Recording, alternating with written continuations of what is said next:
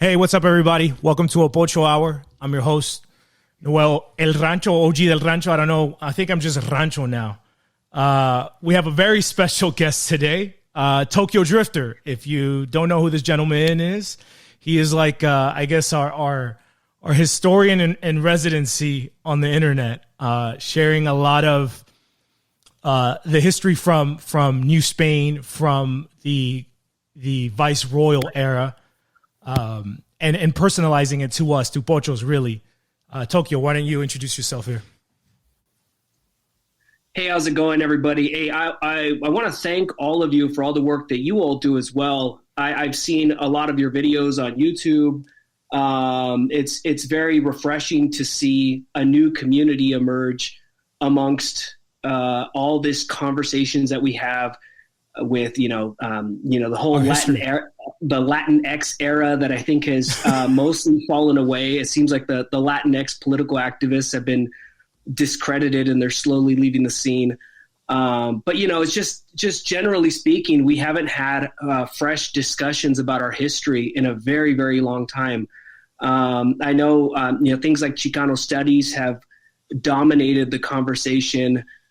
Other forms of victimhood narratives have crept onto the scene, and folks haven't been given a different way to view their history. And so I think all the work that you guys have all done, and I hope I've contributed a lot to this new era of historiography for our people, because it's so important. And I think going forward, I think we're going to have a lot more of this. I've seen a lot. Oh, for sure. New creators pop up either on TikTok or on YouTube, even on Twitter. There's a lot more being added to this, and I feel like we're very fortunate that people like me and folks like yourselves we were at the beginning of it. The Absolutely. Beginning of a new era. Yeah. There is a rising tide in consciousness, I think, with Hispanics in the U.S. And I think there's a lot of things for it. Obviously, 2020 was like a catalyst for a lot. And even, people who are far from these circles, who are just kind of, I think of somebody like Peter Zeihan, or Zeihan, whatever how you say his last name. But he kind of points out how there's a political shift going on in the parties. And one of the traditional demographics that's kind of voted Democrat, being Hispanics and Catholics, are actually coming to the Republican side. And that classic military-industrial complex conservative is going more towards the Democratic side. So, again, that's just to point out that there is many dimensions, many angles to kind of this rising in consciousness, I would say. At least that's how I personalize it for me, because it really has been kind of a process of, sharing and having a conversation with a bunch of other Hispanics who have similar backgrounds to me. But I've seen how it's led to a change in consciousness in people, in being able to discover more of a full picture of who they are and their history, and kind of how that changes the present moment for them. It makes them kind of stand up a little bit different. That's how I would describe it. Absolutely. So why don't you share a little bit about your personal background? Like, who you paint the picture for the audience. Who is Tokyo Drifter? Who's the man? So I would say I'm very much Mexican American. I grew up in Southern California, very specifically San Diego County, and so I grew up in that context. And so I during my childhood, I would go back to Mexico, to Michoacán, and visit relatives. So I never lost touch with that part of my family, even though we were born in the United States, as was my parents. They were both born in the United States as well. So, so you're second or third generation, I guess. I would say, yeah, third generation. I mean, it could be even longer than that, because my grandmother was born in Los Angeles in like 1917. Wow. And wow. Yeah, and her family had been in the United States, or at least part of her family had been in the United States since it belonged to Spain. It's right. My grandmother's ancestors are listed as among the founders of Los Angeles. The city no of Los way, Angeles. bro. Yeah. Wow. So then you have California ancestry too. It's not just Michoacano. Yeah, absolutely. That's amazing.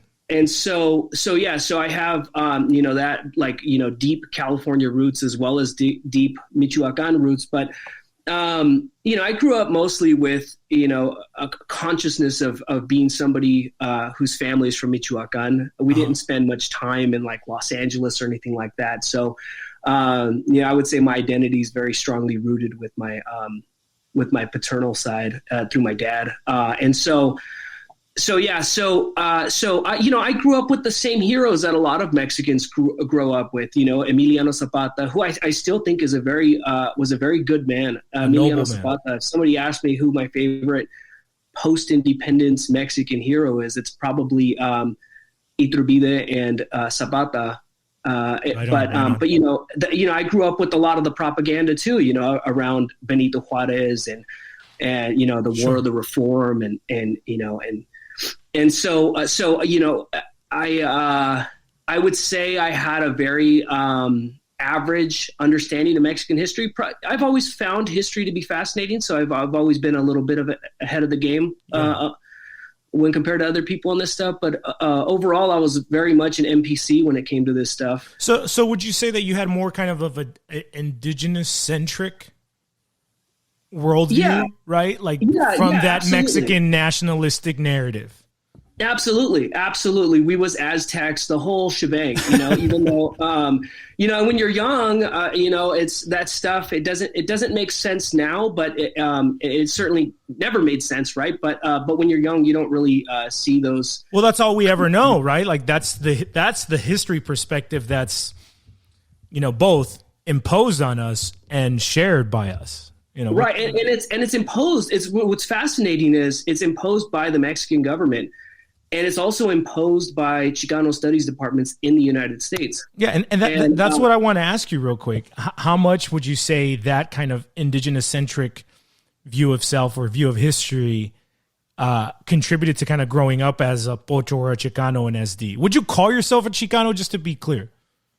I wouldn't, only because it has a political connotation, but I wouldn't necessarily say, "Oh, don't call me Chicano" or something like that. But it does. I wouldn't call myself that. I would just call myself Mexican American. That's just I understand.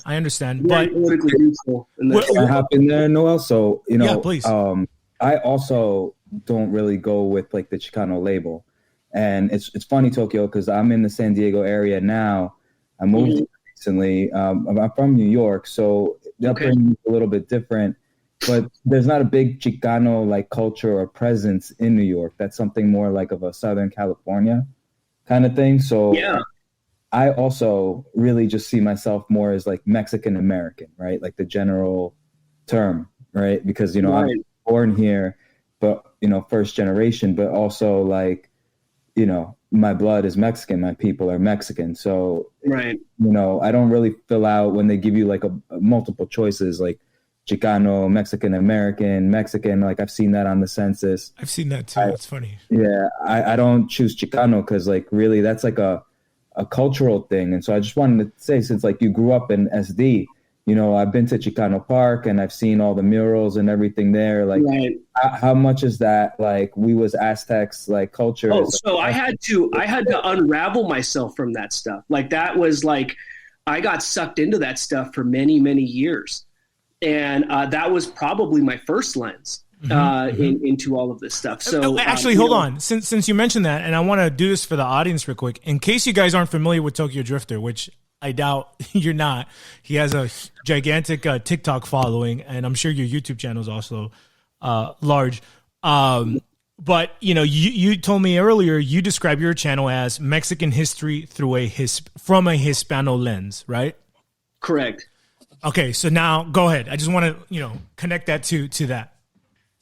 Yeah. So before I got to that Hispanic lens, I did go through the whole, Chicano studies, Mecha circuit, and some of it, I could see the intention when these ideas were developing in the 60s and 70s. And, the 60s and 70s was a much more difficult time for Mexican Americans in the United States. So I could see the good intention that this was built upon. But ultimately it's sort of, which is really, the most fascinating thing, or one of the most fascinating things about this is the Chicano studies, we was Aztec narrative. It's kind of like an extension of the Mexican government's narrative. And if you ever find yourself simply repeating the government's narrative, you're not really a rebel. You are just an extension. Yeah. So I see a lot of people do this, and I think a lot of people think that this whole "we was Aztec" thing is just like it's almost like a mark of rebellion, when in reality it's like you're just repeating the government's narrative. And that government is a product of a certain class and culture of people who, more than likely, those people rabidly defending it don't belong to.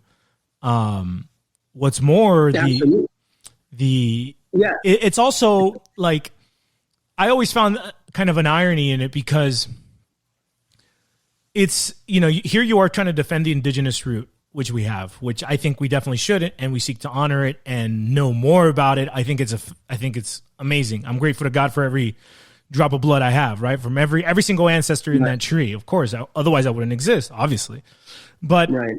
But I think it's, we take this supposed perspective of kind of, we are the Indians. We're not the Spaniards who conquered. We're the Indians who got conquered. Technically we kind of come from both. And sometimes, sometimes Indians also conquered, and Spanish also got conquered. And no, it's worse than that. It's like, we're not just our conquering forefathers. We're not them.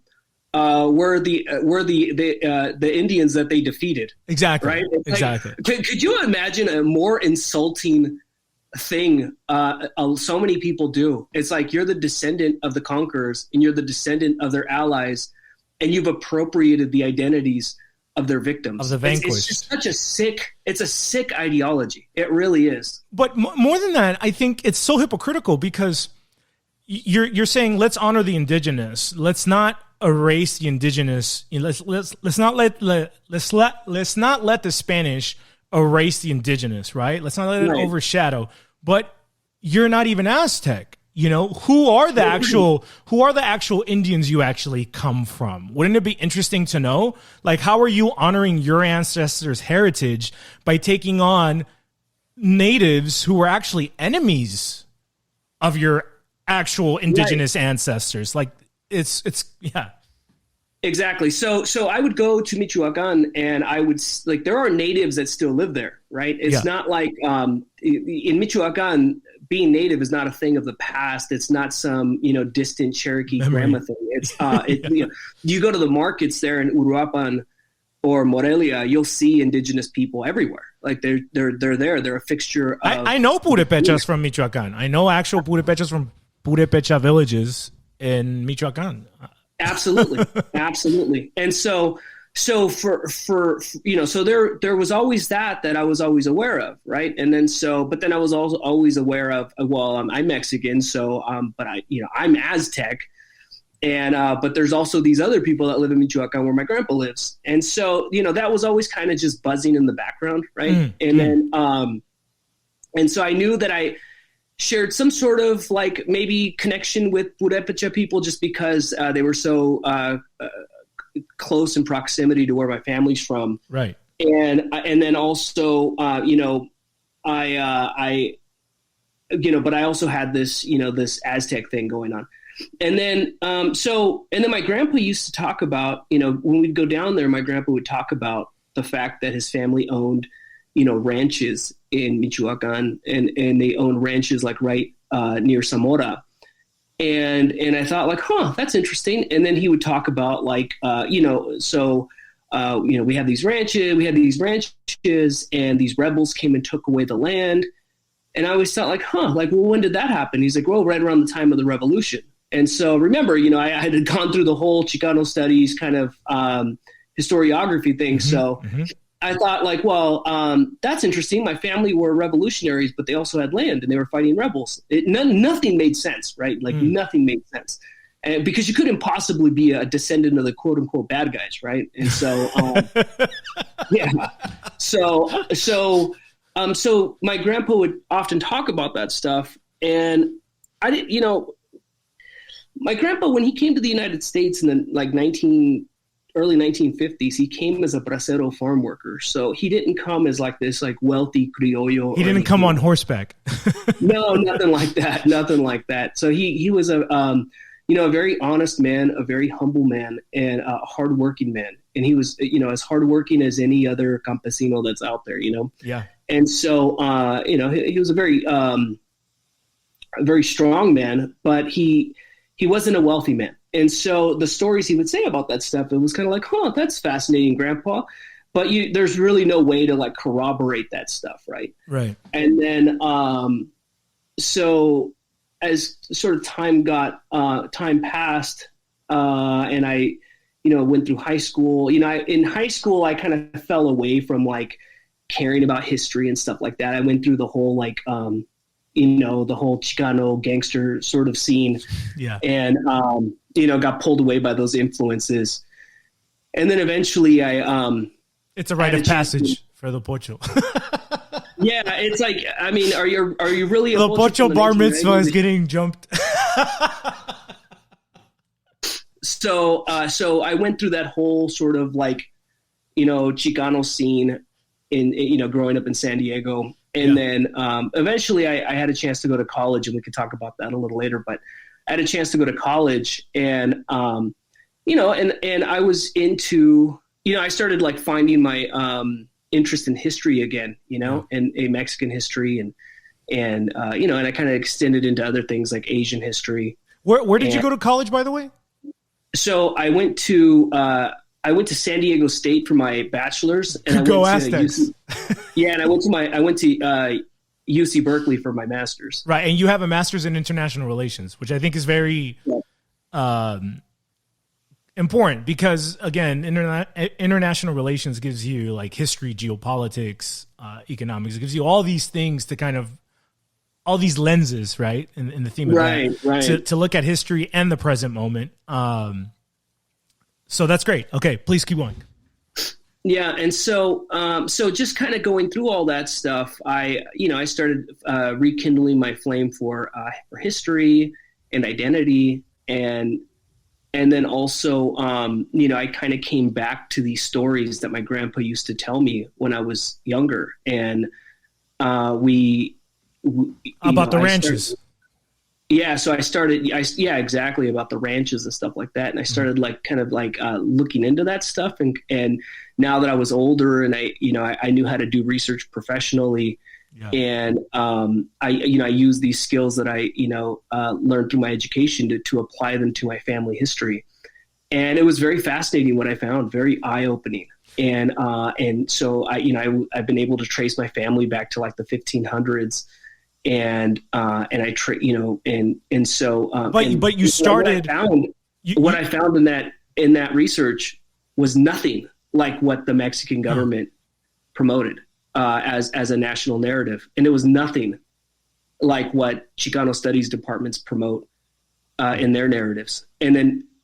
So by studying my own family history, I removed the politics from it, and I just looked at it very.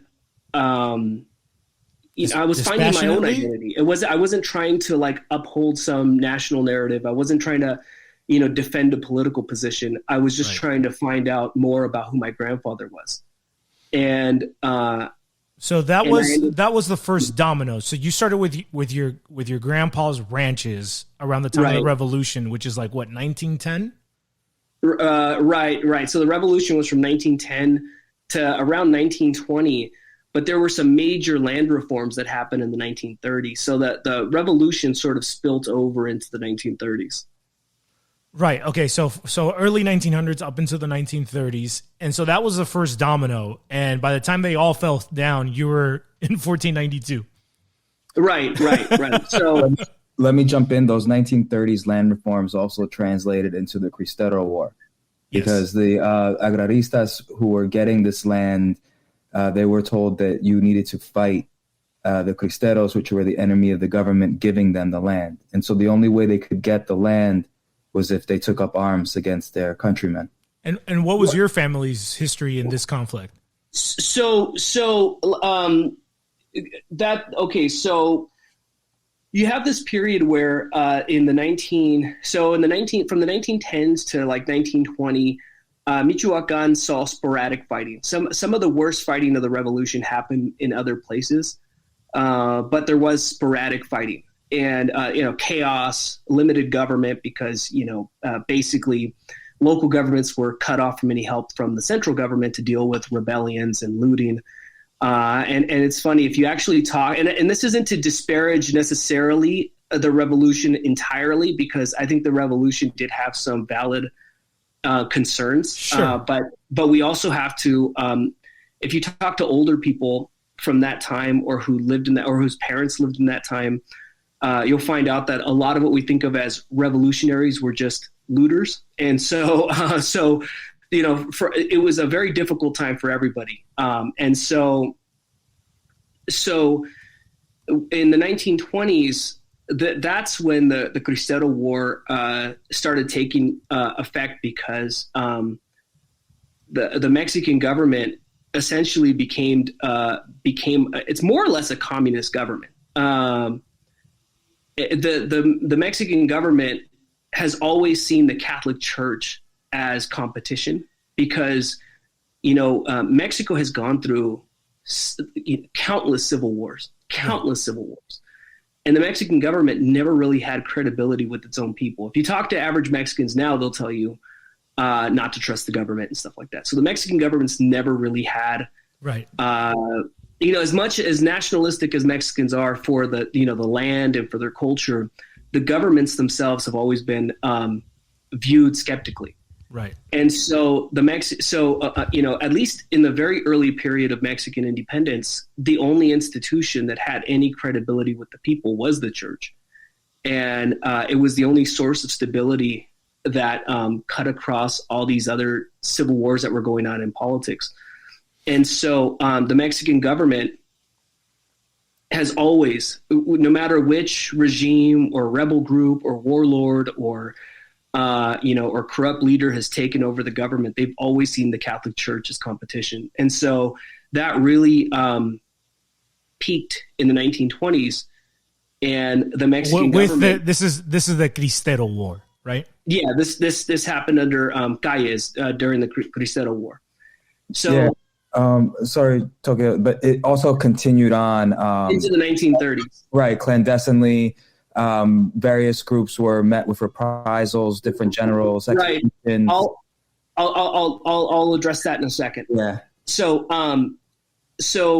you have multiple things happening at one time. Okay, you have the government had seized church properties, and there's lots of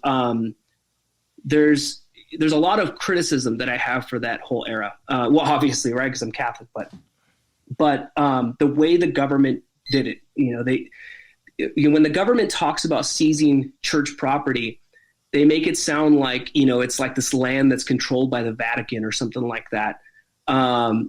The church property was mostly in the cities. It was mostly in urban centers. It wasn't like out in these like sprawling, vast prairies in Mexico or something like that. It was mostly like, stuff in urban centers. Okay. And so the government seized those properties as well. And so if you go to like a classical church in Mexico, they're still owned by the government. And the government had, remember, we're talking about a country where the government has no credibility with its own people, and people that don't believe in their government also don't pay taxes. And so the government has always used churches as a vehicle to extract money from the population. So, people, Catholics go and, they'll pay their tithes or something as the community should. But, you at various points in Mexican history, you've had the Mexican government dipping into those church coffers and funneling it off to the government. And so this had gone on for a very long time, and it just got so bad where in the 1920s, the Mexican government just shut the doors of the churches altogether. And so, there was a time where people couldn't even. And this is when you said that the government form was very kind of communistic The government has never said we are communists, only because out of fear of the United States. So the government never used those terms. They might dip into the socialist realm and call themselves socialists or something like that. But the government was very, very influenced by the Soviet Marxism. Union. Yeah. And Marxism. Let's real quick for the audience to again kind of contextualize. This is like the 20s and 30s Mexico. Yeah.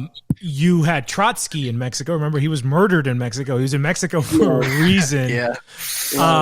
And then it's also important to note that I believe, and I got this from a Mexican friend of mine from Mexico, that I believe that this government hosted like the first or second Communist International meeting, like that, the big communist meeting when all the, exactly. The Met Gala of Marxism was in Mexico. Mexico was a participant in that. Right. And so the Mexican government never officially called itself communist, but you just look at their actions rather than what they say, right? I mean, because they, as you should with Hispanics. The United States, they can't just pick up and move away from the United States, so they have to tread a fine line. And so as this was happening on like the church side, the Mexican government was funding peasant movements, campesino movements, and these campesinos were called militant campesinos were called agraristas. And this was happening in the 20s and 30s, and this is what I believe Taco, this is what you were referring to. So the government was funding these agraristas, and they were more or less like left-wing radicals. And so the government used them as a militant arm, basically the militant arm of the government, right. And like almost like basically a paramilitary arm. And so these folks were used to go and run landowners off their properties and stuff like that. And so this went on all throughout the 20s and 30s, even after the Cristo War had ended officially. And so the agraristas, it was less about religion, and it was more about clearing these ranches so that they could be expropriated by the government. And so the government went in and expropriated the land, and then they would allow the campesinos to apply for portions of it. So, for example, if on a certain ranch or hacienda, 20 or 30 people lived there, or 20 or 30 heads of households lived there, they could petition the government. And then once they petitioned the government would come in, it'd survey the land and see how much land was actually there, how much was arable, how much was wooded land, how much irrigation there was, and they had a certain formula to divide up the land into plots. And so now, if you're thinking, well, what's wrong with that? The hacienda owners had controlled too much.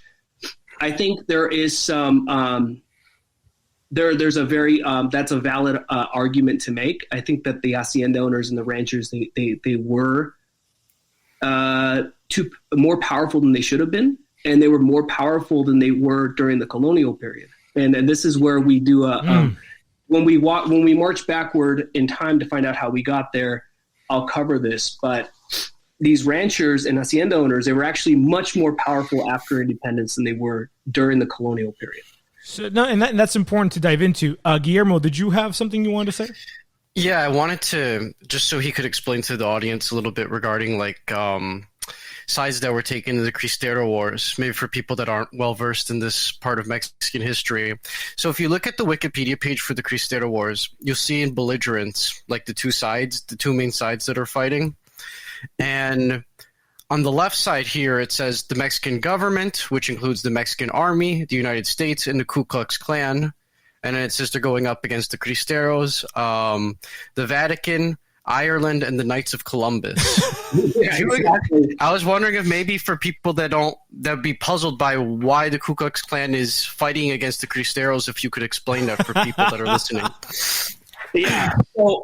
So the United States in every single conflict in Mexican history, the United States has tipped the scales in the side of on one side or the other. So basically, the United States has picked a winner in every conflict, and one aspect that the United States was trying to or one strategy that the United States had in dismantling Mexican institutional power was, the United States also had to find allies in all of this, right? And so one of those allies was Protestantism.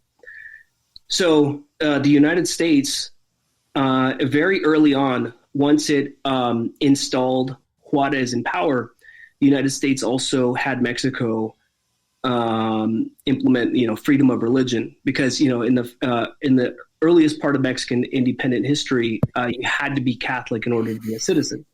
So one important thing to do if you're going to take over Mexican politics is you have to dismantle the power of the church. And so the United States, because of that, had always funded Protestant missionaries. And you see this is not just Mexico, this is all of Latin America.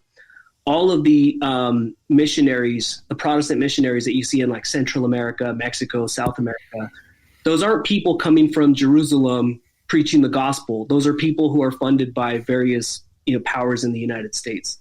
Oh yeah. I was going to say there's a university right by me, a Christian one, where they have like a little statue memorial for the founders, because those founders, they're like Anglo-Americans and they went to Central America to go preach that, but they ended up getting eaten alive by the locals. Wow. Yeah, it's like playing ball in the wrong court, buddy. Yeah. Oh no, what do they say? Play stupid games, win stupid prizes, bro, America. Man, we were just winning prizes left and right. So the Ku Klux Klan is supporting the Mexican government and all of that. Yeah, what are they hoping to get out of Wait, the Ku Klux Klan is supporting basically the Mexican communists to own the church. Right. Correct. What are they hoping? Like, are they aware that these are communists? And like, what do they do? The Mexican Masons are involved, and I think that's another very important component to this, right? Right. And so, so you have to remember, like even the KKK at various times has been a psyop, right? So, the United States had its own paramilitary wing, if you will. Huh. So the KKK supporting the Mexican government and all of this was just like an attack on Catholicism. It was an attack on the traditional institutions of the country, and it was just a part of that. Basically, that's how they fit into all of this. And so when this is happening, like going back to what I was saying, you would think like, okay, well, what about didn't they like the campesinos, didn't they have a valid argument that they should have had access to their own land? I think there is some validity in that argument. The issue is here. One, why were indigenous people supporting the Cristeros in all of this? If this was about if the agraristas wanted land and the Cristeros were they were fighting a religious struggle. Indigenous people, even some Zapatistas, joined the Cristero struggle right after the revolution. And the reason why is because the program that the Mexican government after the revolution, the program that was implemented, it was not a recognition of indigenous land rights. What Zapata was actually fighting for was recognition of indigenous land titles. It's very important. And this is always left out of these discussions when you talk to Mexican leftists about this stuff. Who loves Zapata? The Mexican government, in all of these attacks on the church or the attacks on the landowners, none of this included going back and recognizing indigenous land.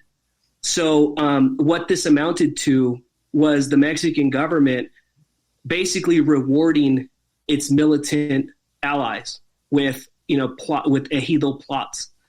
It wasn't about going back and like, oh, let's give these Mayans back. Let's go recognize their land titles. It wasn't nothing like that. Right. So again, let me just kind of summarize that for the audience here, because some of my audience is a little slow. Let's just be honest with you guys. But the main point here again is that Zapata, the great idol revolutionary and a noble man, I think it's uncontested.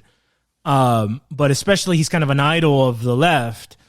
His legal argument for his uprising is we want the land grants that the Spanish king made with us. Correct. A couple hundred years before you guys were born. Correct. So Zapata had organized his rebellion, and he began militantly organizing in 1909. Began, securing weapons for his cause, and this was after years of frustration with the local government. His community, his indigenous community, had a land title that was issued by the King of Spain in 1607. And so when he was, arguing with the Mexican government, he wasn't just saying like, "Hey, I'm Aztec, give me land." It was nothing like that. It was nothing like what land back. I'm Aztec, give me land back. It was not that. Okay, like this is where we have to discredit political activists wherever they are and wherever they push this Aztec stuff. He was very specifically asking the Mexican government to recognize his land grant that was issued by the King of Spain, and the Mexican government denied him that. And the reason why Mexican leftists and progressives are so invested in denying the fact that natives even had land, that natives even had titles, right? Because if you listen to the average Mexican political activist, you would think natives didn't have land at all. You would think that they had no land, right? That they were all just servants. Everybody just shared. Not just that. You would think that in the 300 years of the colonial period, that these people were just living on ranches and that they had no land at all. When in reality, 90% of indigenous people had land during the colonial period. In 1810, the year Mexico became independent, 90% of indigenous people lived on communal lands that were secured with land titles from the King of Spain. And some of these land titles you couldn't even sell. That means even if the Indians wanted to sell it, they couldn't. It was Correct. Perpetual for the rest of time. This is your land. And so when you discovered this, when you're going through, you're knocking the dominoes down, you're going down the rabbit hole, and then boom, you hit up this brick wall of, wait, I thought this leftist indigenous man was freeing us from the Spanish yoke, but his legal argument is, hey, honor your contract that I made with, the Spanish king.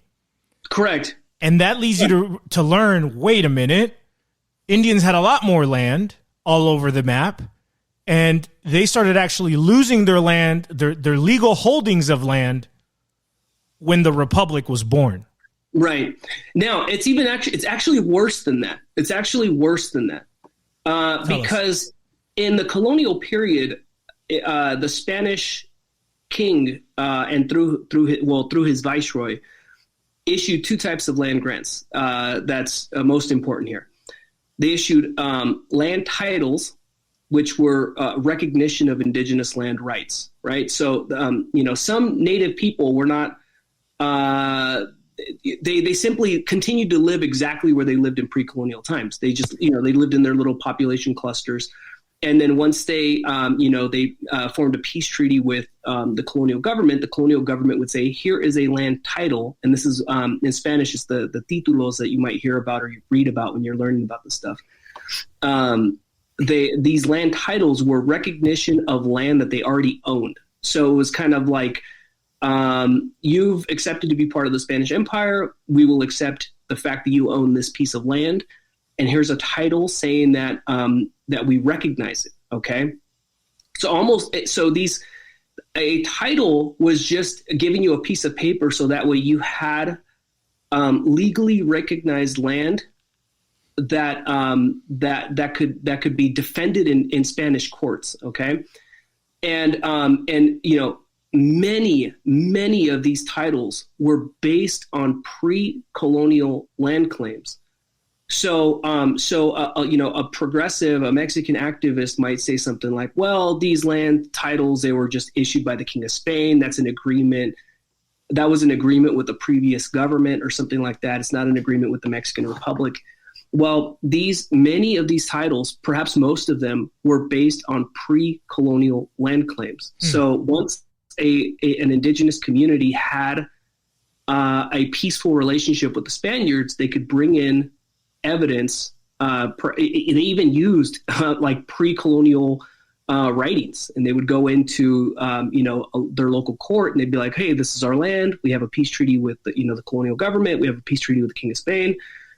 This is our land here, and we just want a title recognizing that." And so the government would recognize these land titles. So if you go and actually look up these land titles in Mexican archives, because these things still exist, you can go to these and find these files where there are titles that are written and like notarized by a Spanish notary, and they are accompanied by pages and pages of maps.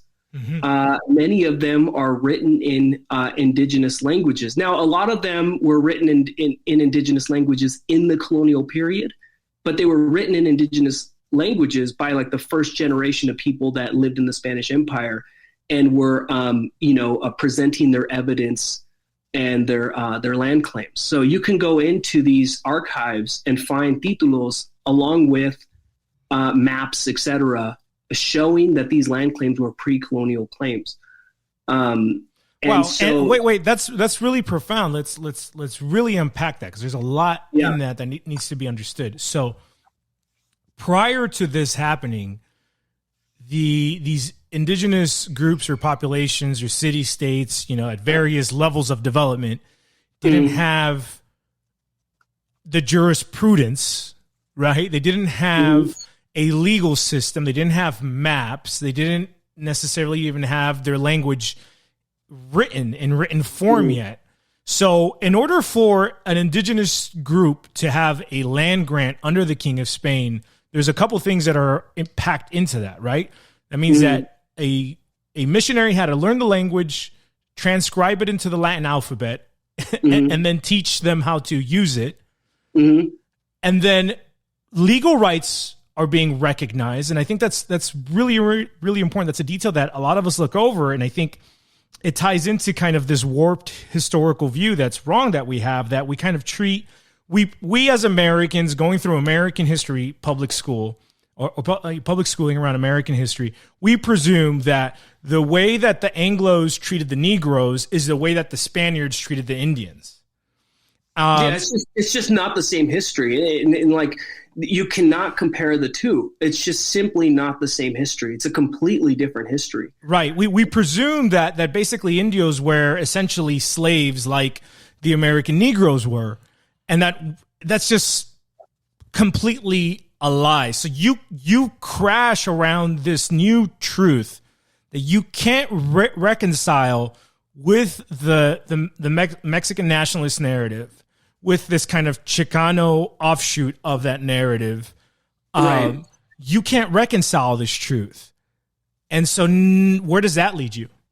So it leads me to look at another aspect. So how does my family fit into this? So my grandfather was born on a ranch in Michoacán that was owned by his grandfather. And so now I learn about how land rights functioned. My family still had land, right? And this is in 1910, 1920, a lot of people were landless in Mexico. Like the overwhelming majority of people were landless. Like 80% of all arable land was owned by like around 900 families in a country of 10 million people. Right. Wow. And so, but my family had land. And so one is how did they come into possession of this land? How did they lose this land? Because my family did have that taken away from them. They had more land. Right. And then, how did natives lose their land? And then And then one thing to put on the table here is, okay, after Mexico became independent, these títulos in various stages were invalidated, okay, these communal lands, okay? And you might think, okay, well, those are, the King of Spain's titles or whatever. So this is an easy way to debunk that argument. The king also issued titles to individuals, to Spanish men, right? And so if you were a founder of a new town, if you were a conquistador, you didn't have to be a conquistador to get paid in land, although they were. You could just be a poblador. A poblador was somebody who was a first settler, and this was very important in colonial times to be a poblador, because the pobladores, they were the ones who were basically the local aristocrats of the town. And so these pobladores were given land titles that they could, sell. You could sell it. You could buy land grants. You could buy. You could, bequeath them to your children, et cetera. And this created the local landed aristocracy that lasted in Mexico.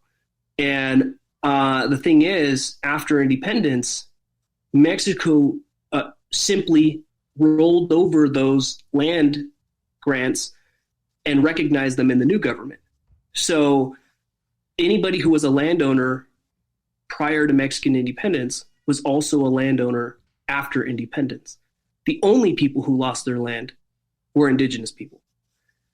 And so this we're already starting to debunk big pieces of Mexican propaganda, Mexican government propaganda. And let's not be, I don't want the audience to misconstrue what we're saying, that when we're saying Mexico here, this is true for all the other republics of Latin America, right? Like Chile, Argentina, Venezuela, Nicaragua, Guatemala, Cuba, they're all the same. This is not this is not like something that was only true within the Mexican government. All the governments of that inherited what was once the Spanish Empire followed this exact same pattern. Yeah, if you're from a Latin American country, with the exception of Venezuela or Cuba, and those are not good governments either, so this is not a defense of them. But if you're from any standard republic in Latin America, your government was created by with the help of the United States and the British. This happened. All of these things happened all over the continent. So right. So that has to be reconciled. That has to be reconciled because again, we also have this. We associate the United States with Spain, right? Like before the United States was our rival, it was Spain who was our rival. Right. And so it's important to know that the Anglos, whether they're on the east side of the Atlantic or the west side of the Atlantic, they played a role in these quote unquote independence movements, which were pretty much aristocratic criollo land grabs of indigenous land. Correct? Correct. So the wealthiest people. So in colonial Mexico, and this is basically true for any other viceroyalty in the Americas, there were two types of elites. There were the criollos and the peninsulares. Well, the peninsulares were really just limited to Mexico City. They were more or less like the technocrats in the capital. The criollos were also aristocrats. They were also the elites of not all criollos, right? Because most people were poor, right? Most people were farmers or something like that. So we're not talking of criollo as a ethnic racial term. We're talking about as a socioeconomic class. We're talking like the oligarchy.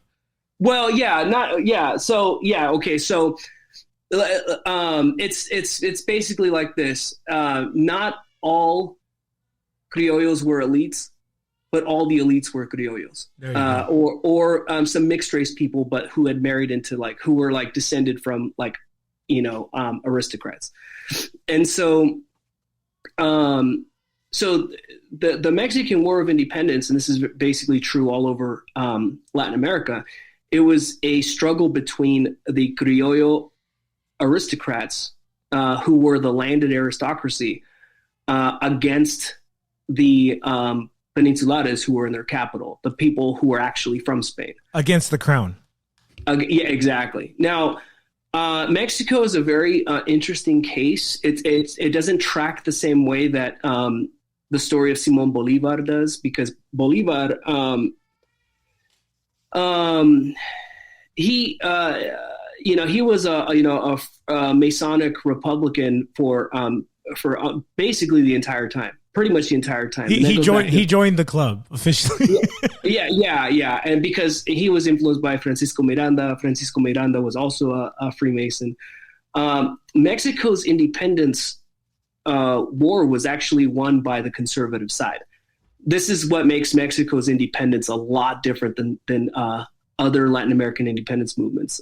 So the commander of the Mexican Independence Army in 1820 and 1821 was Agustín de Iturbide. He was a criollo, and but he wasn't part of the earlier like Freemason independence struggle. He was not a liberal. Right, he wasn't a liberal. He was a man of law and order. He was originally a loyalist, wasn't he? Right, much so. He was one of the captains in the colonial army, but he was instrumental in getting the colonial army to essentially switch sides. So when we think about like the Mexican army entering Mexico City in 1821, entering triumphantly to cheers and stuff, the people were actually the overwhelming majority of the Mexican Independence Army were actually former colonial soldiers that had switched sides. Right, and Iturbide was crucial at this. And this is, for those looking for checkpoints in history, this is the dawn of the Mexican Empire, the short-lived Mexican Empire. Right. It's very important to know this history, even if you're not from Mexico, from the rest of Latin America, because it shows more of the different angles or different sides that really played a role throughout the independence movements. It kind of just gives it a more refined like dimension. You're able to understand it or see it a much more refined, because the political turmoil in the Americas is reflecting the political turmoil that Spain is going in the Iberian Peninsula at the dawn of Napoleon. So you basically had these factions kind of spring up, like Simón Bolívar is emblematic of this kind of liberal Masonic bringing into liberal Enlightenment values into Latin America. But you also had this kind of conservatives that were like, we still would like a king and kind of keep the status quo. But I kind of do see that there's some turmoil in Spain, so we got to do something on our own here, because obviously it's not working out in Iberia since Napoleon's there. Well, not just that. So there was like that front end aspect from like 1810 to really 1808, when Napoleon's brother became king.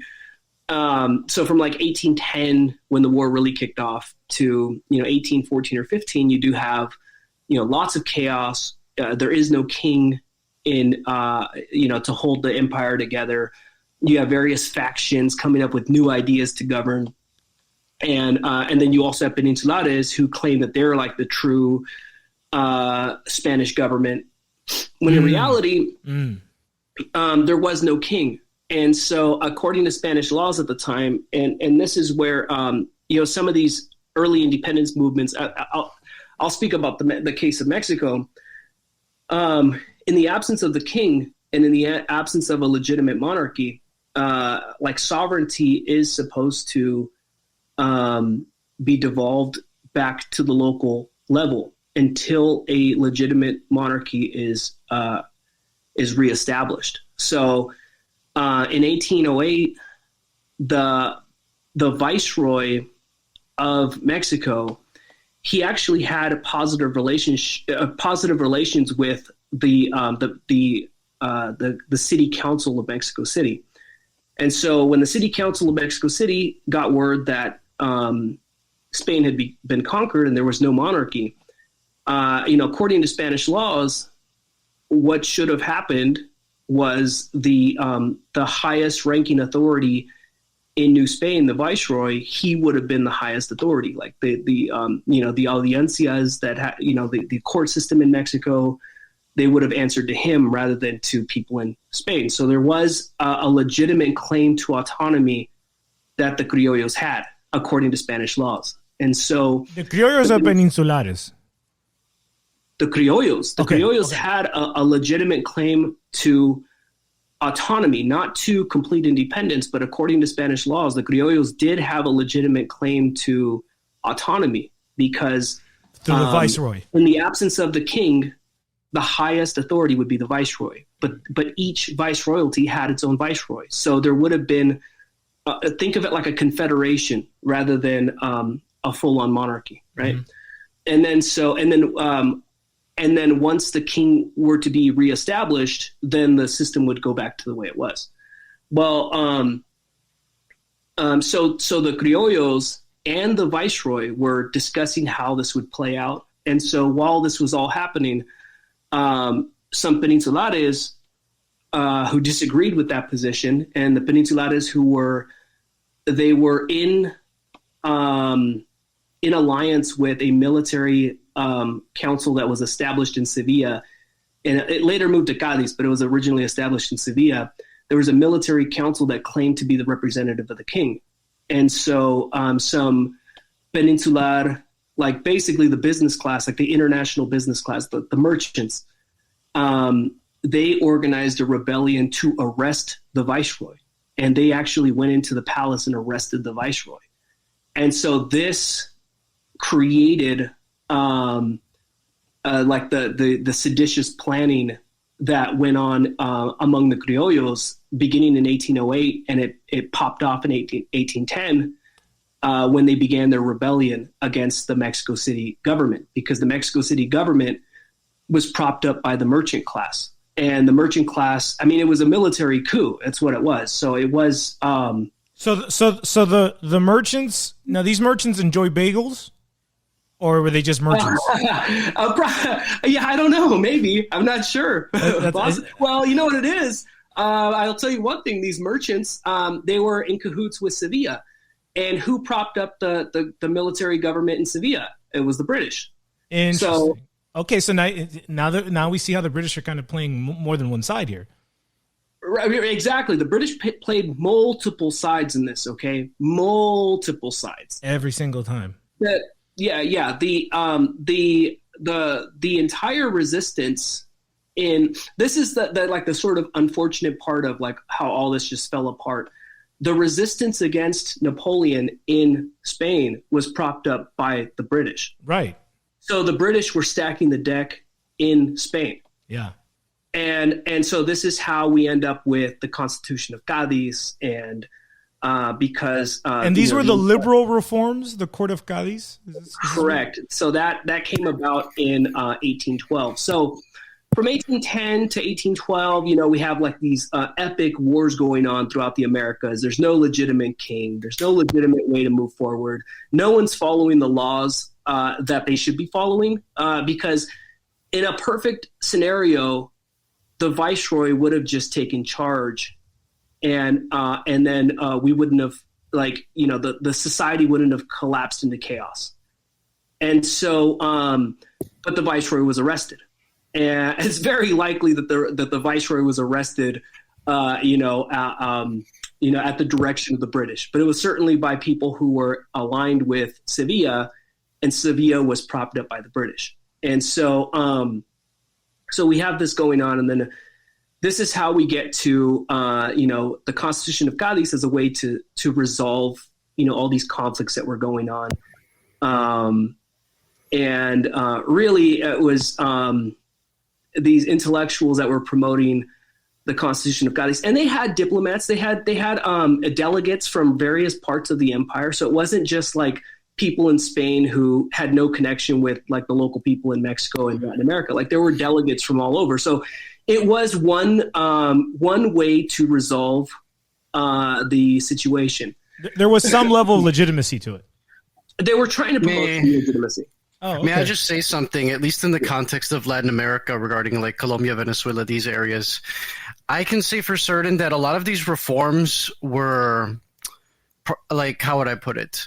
I would say that these reforms they included a lot of things that were necessary that if Spain addressed like 100 years earlier, it would have been a lot better. And I'll give some examples.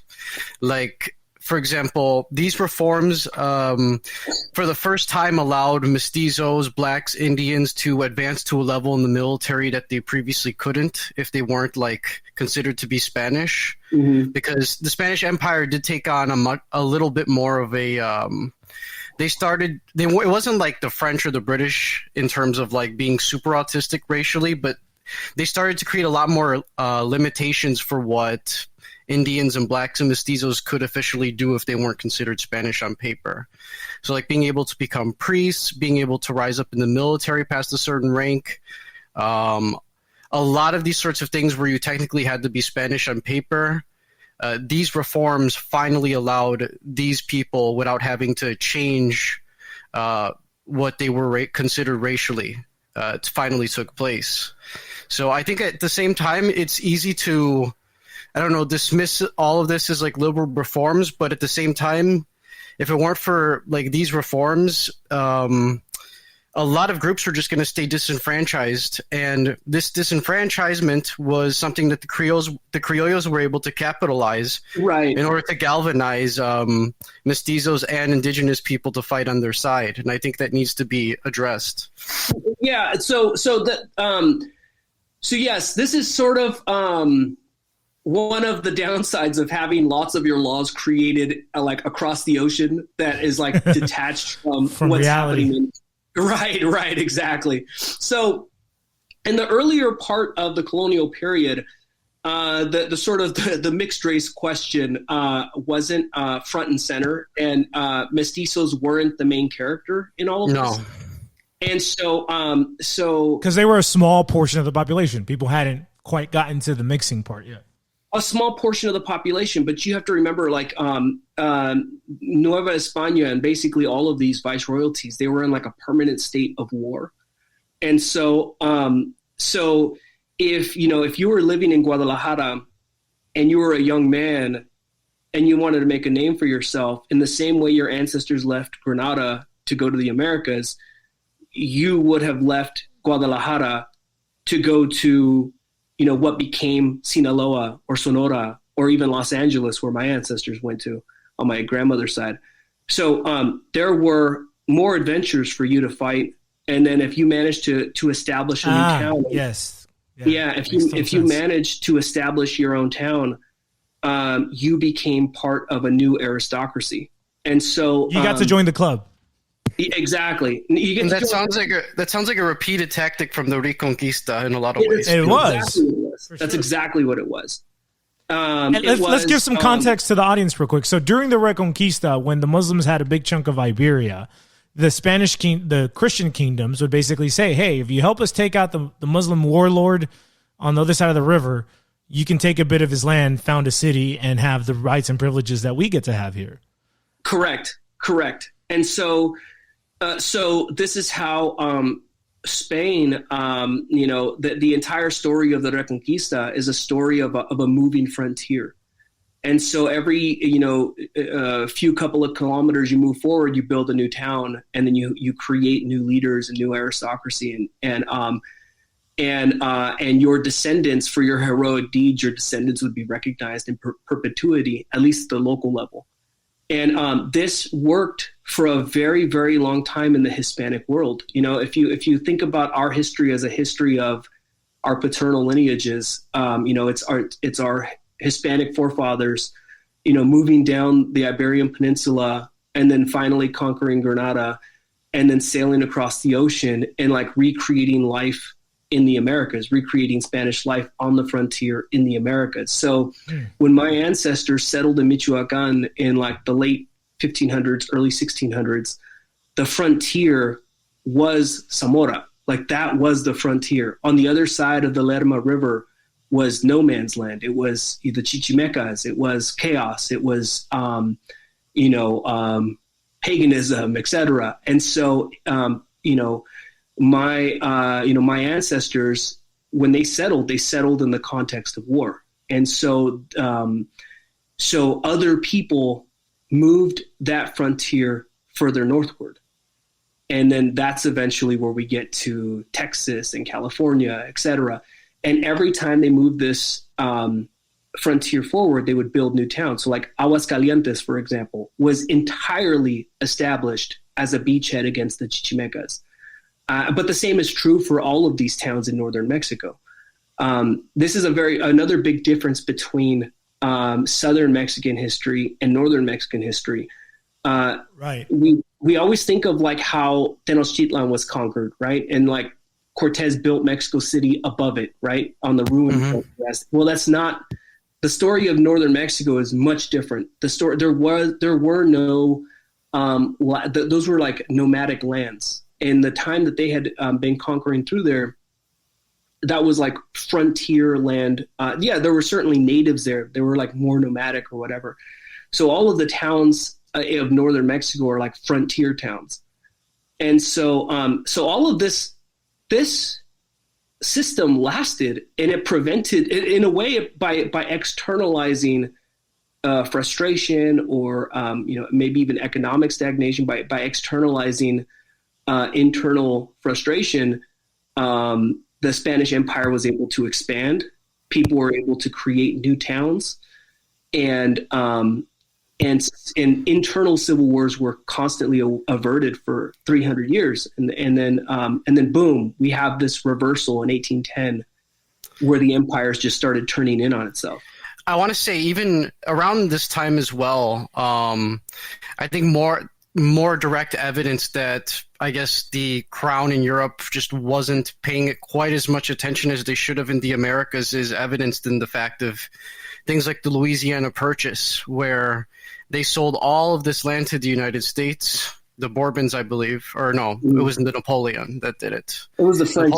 Biggest fumble in Hispanic history was giving up Louisiana. When you have like French leaders selling all of that shit that was, basically Hispano and partly French frontiersmen, just selling it to the Americans, I get why a lot of these independence movements started to resonate with the locals there, because it's like they were completely out of touch. And I think it was not just that. So imagine for a second, like these new frontier towns propping up, and then, more adventures for your descendants to go on whenever they wanted to, become a landed aristocrat.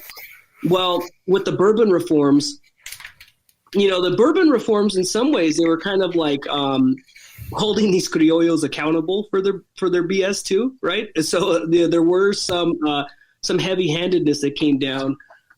It was also a way to like extract more taxes from the local population. But unfortunately, what this also did was it created new layers of oversight and new bureaucrats from like the Spanish Peninsula, and this is what this is one of the main factors that created this incredible resentment between local criollos and people from the peninsula. See, when we think of like, the conquistadors conquering all this place, like, well, a lot of the conquistadors were actually criollos. Like in the 300 stretch of history, the 300-year stretch of history, the overwhelming majority of all these conquests, all these expeditions were done by criollos, mestizos, and indigenous people. But like, for example, I always bring this up as an example, is Juan de Oñate. He's held up as like the Spanish conquistador or whatever, but he was born in Zacatecas. Right. So for a big stretch of history, he was a homie. Yeah, the empire to some degree was on autopilot. Like the viceroy in Mexico City, the viceroy in Mexico City would approve conquests, and then local criollos and mestizos would go out and do these conquests.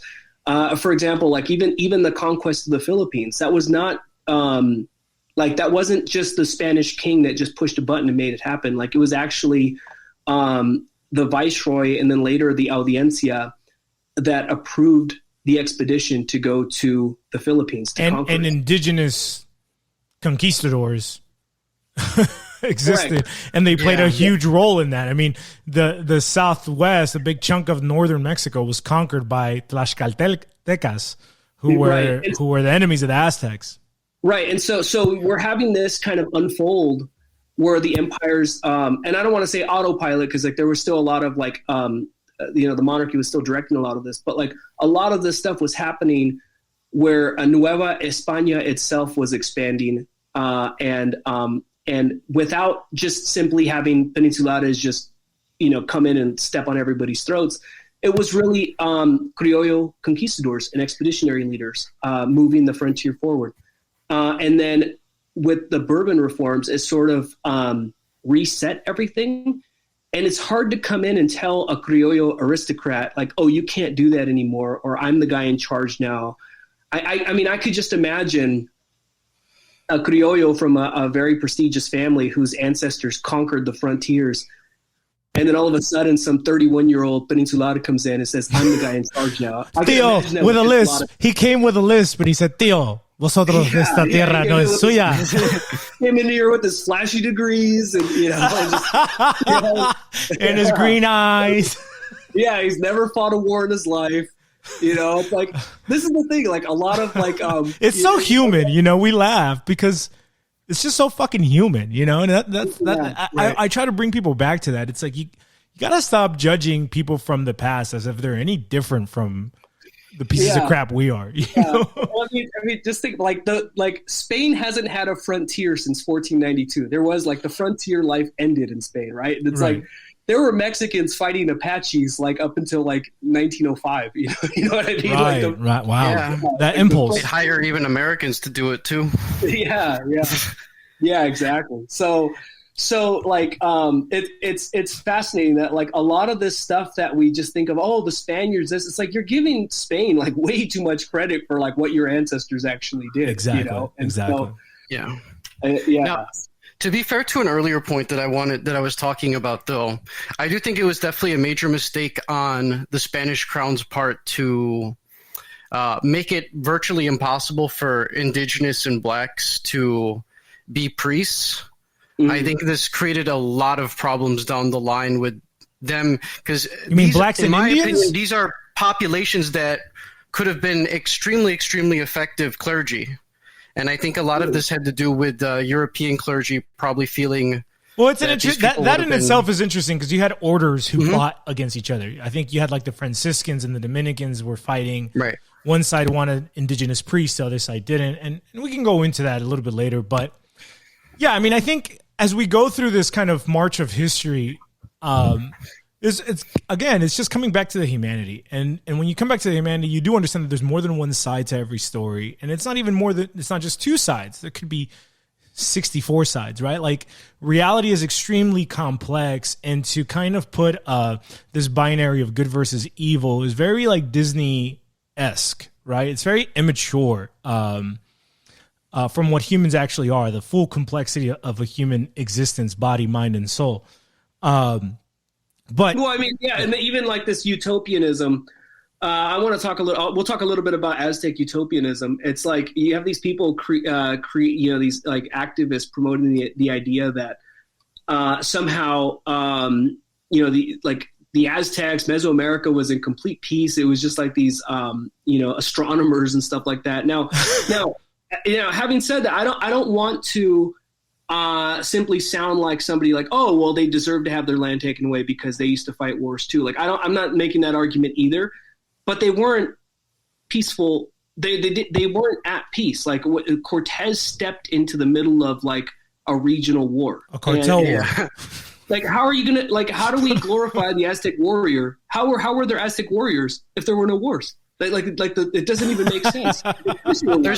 There's a very Germanic line of academic thought from people like Oswald Spengler that, like, if you read what they talked about with like Spanish history, it was always like the Spanish were barbarians, but the Moors and the Aztecs were both about to go to space before the Spanish defeated them. The Catholic Mexicans of Spain. The Mexican, the coping is just it's unreal. It's unreal. Like the level of cope. It's like this is why, like, I don't want to be too cruel or too negative in my assessment, but this is why it's like in a lot of ways in Mexico, the frontier spirit is dead. It's the guy, the castizo or mestizo in Guadalajara, who should be out there leading Mexico's armies and like building new towns, like he's like, sitting in Guadalajara crying and thinking he's an Aztec and he's a victim. It's really sad what this propaganda has done, and it's all political. It doesn't have to be that way, but it's entirely well, and that's important to understand how historical narratives can be used as weapons for or against you, right? Like that's kind of up to a man as an individual to kind of say, like, I'm either going to adopt the historical narrative that perhaps my rivals or competitors have given to me, or perhaps someone who has an economic interest that conflicts with my own economic interest, or I can kind of dive in and kind of pull something out of my own. And I think this process of, us kind of digging into the history books and letting the movie play before a certain part that they never let us watch as kids, in a sense, right? Mm-hmm. Like you weren't supposed to look in those 300 years of the Spanish Empire. You're only supposed to look from the dawn of the dysfunctional republic that you inherit, that your parents fled from. Like, you talk to people, like their identity does not matter before 1821. It's like, history starts with Napoleon, right? Like before it goes from Napoleon to the Caesars. Yeah. It's like so much of our history of like who we are happened in the 300 years before the Wars of Independence. Like it's just, I see, Taco, you want to jump in on this and make this point. I'll say something and then you can just jump in. But in New Mexico, this is the big difference between people in Mexico and New Mexico. Mexican identity, it feels ancient, but in a lot of ways, it's a very modern invention. Like, for example, if you're from Michoacán and you think you're Aztec and you think you're part of some 500-year struggle as an Aztec, your identity was invented for you like in the 1930s through Mexico's education system. Like it's not a modern identity. It's not an ancient identity. It's a modern identity that looks ancient. That was crafted by these kind of. Right. It was crafted by, like Mexican intellectuals, but it wasn't handed down to you from your grandma. Yeah. This is why a lot of people are like, oh, all these Aztec traditions they've all been lost. And like, it's like, no, you've never had them. Like, you had other indigenous traditions. This is what we call ethno-schizophrenia, right? This is very common amongst the Latin American, person, mixed race person, that we have this inherited ethnic schizophrenia where, again, like, wait, the whole narrative of my country that I was told to be the flag and that I was told to be proud of has told me we were the indigenous women who got boinked. We're never the virility who boinks. You know what I mean? Like, it's just, it's very weird. This is something I've noticed on whenever Hispanic people, Americans, like whenever they go on that one show on PBS called like Discovering Your Roots or something along the lines. I forget the name. With Henry Louis Gates. They find out that their family members, they weren't Aztecs that were slaves for 300 years, and that maternally they usually come from some non-Aztec tribe if they're Mexican, and then paternally they come from like Spanish settlers that came quite a while after the conquest. And governor and did well for themselves. And then I remember Danny Trejo, he went on that recently and he started crying because he had no idea about any of this in his history. God. And now he's about to play a conquistador in a movie where they're going to invade the Philippines. Wow. For the first time. No way. They're making a movie about that? They are. It's kind of like Black Legend-ish, but yeah, Danny Trejo is going to play a conquistador. You mentioned the term, and that's what we have to, that's what we've all kind of have come to grips with. That's been kind of the main theme, I think, of the conversation these last couple of years, was like the Black Legend exists. There was actually a propaganda war that Spain utterly lost, the Spanish Empire utterly lost. And we're kind of products of this psyop, kind of proto-psyop that is the Black Legend. And it's kind of unpacking this and really recognizing history for what it is dispassionately, which is that journey you've gone through personally, kind of lets you come out of it on the other end in a different way, where now Danny Trejo is fine donning a conquistador helmet. That's so based. Because it shows the arc, right? It shows how we've come full circle and kind of realized something. And that's what I'd like to go into is, how have like this kind of shedding of untruths or of myths that didn't hold to scrutiny affected your sense of self or your kind of metaphysical posturing in a sense, or like kind of, you get what I'm getting at? Like, how does that affect you as an individual? So I'll answer that question, but I know Taco wants to jump in. So let's go ahead and let him jump in. Yeah, and then, sure. And then I'll answer your question because I have a good answer for that. Yeah. So just 2 quick points. First, one of the issues that the Cristeros were fighting was the taking over of private religious education and the forcing of the children to go to public funded schools. So when you talk about that, if you're from Michoacán and you think you're an Aztec and that you were part of this 500-year struggle against the Spaniards, that was instilled in these public schools. And that was something that the Freemasons, in like one of their like magazine reviews around that time, they were very proud of that fact that the government was going in and taking over the public education of the pueblos and of the people. And the second thing was that the myth of the noble savage, of that, these Indios were all living in peace.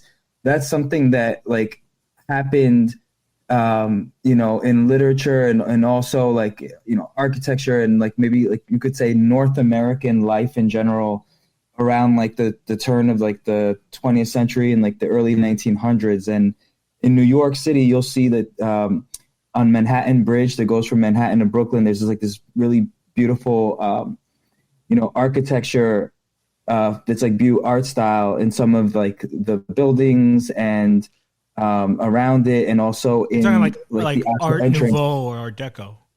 Yeah, right. But this comes from Voltaire. Right? The whole notion of the noble savage, which is racist as fuck and paternalistic as fuck, comes from the French Revolution. Yeah, that has to be understood. They were like these like French, basic like architectural styles, and like inside, they're like these reliefs of like images of the scenes of like the frontier and the buffalo and the Indians hunting, and it's like a romanticized version of the past that already this is like 1 or 2 generations removed, who actually built these, this architecture and this art. So they're like already removed from the time when this occurred. And so they're romanticizing about a past that they're not themselves familiar with, because like they had already exterminated or moved out, ethnically cleansed all of the natives from the Northeast already at that point. So there's these people like, romanticizing about what life would have been like. And that's why like you get the idea that they're all, hanging out together, smoking peace pipe, and just chilling, when reality, like they were actually like, scalping heads. And, 2 generations or 3 generations prior, those people would have understood that. They would know that because they would live that reality. Well, Yeah. the French were comparing. They initially started that train of thought with kind of saying that like we're like the Gauls that Caesar wasn't able to like rape and kill, basically, and it logically spread to the Americas. I'm serious. That's how it started out. These people are so insufferable. It's crazy. Oh man. Yeah. Well, and Taco, just to piggyback on that. This I feel like this ideology has been even more destructive in Mexico and Latin America, because ever since independence, there's been the destruction of institutions. Here's a very good example. The church had ran most of the universities in Mexico during the colonial period, because they were like the intellectual class. It was like an intellectual priestly class. So of course, a lot of the universities would be managed by the church. And so right after independence, and these are very, very, even the best universities in Mexico today still have their roots in these institutions that were created in the colonial period. Well, right after independence, Mexico basically couldn't decide what to do with them. It was okay. Do we let them continue to be run by the clergy, or do we seize these universities and have them run secularly? So this created, instead of just building more institutions and just having, the traditional ones, and then also having maybe secular ones, instead of just, keeping what they had intact, they just shut down the universities. So for 100 years after independence, Mexico basically had no functioning universities. Think about that. You're trying to run a country and you don't have functioning universities to create, an intellectual class to actually run the country. And so, a lot of this was just like for petty BS. You shut down the university so you can liquidate it for its furniture and stuff like that. And so for 100 years, Mexico wasn't educating a new, post-independence. What era was this? This is basically the 1800s. It's basically from 1824 onwards. Till Diaz? No, like the Republic, like the very beginning of the Republic. No, that's what I mean. From the beginning of the Republic till basically Diaz. Until Diaz actually started to implement new public schooling. Uh-huh. But the universities weren't fully like reestablished until like the 1930s or 40s. Wow. Yeah. And Vasconcelos plays a big role in that. He was like the first director of education. Yeah. And so even the Catholic Church had local schools too, which is what Taco's pointing out, but even those were seized by the government. So what the Mexican government does is like these institutions get created by the church or by somebody else, and then the government just goes in there and seizes them. And then it's just like and people, they get the public to go along with destroying these institutions because they could say like, oh, well, it's all colonial stuff and let's just destroy it and let's just go back to our, Aztec roots or something like that.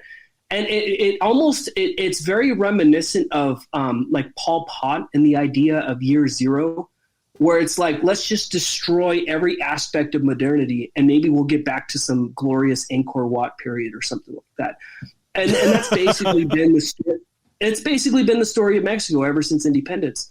And it's like, you should have just taken what was there, reformed it, made changes, improved it. It's like the whole issue with indigenous land. It's like they wanted to destroy indigenous culture in post-independence Mexico. And part of doing that was destroying the community, because if you take away the land, there's no place for people to congregate to. And this is when they impose like language standardization. And again, all this comes from France. Like this is not Mexico doing Spain. This is Mexico doing France. And this happened in Argentina as well. This happened basically everywhere. And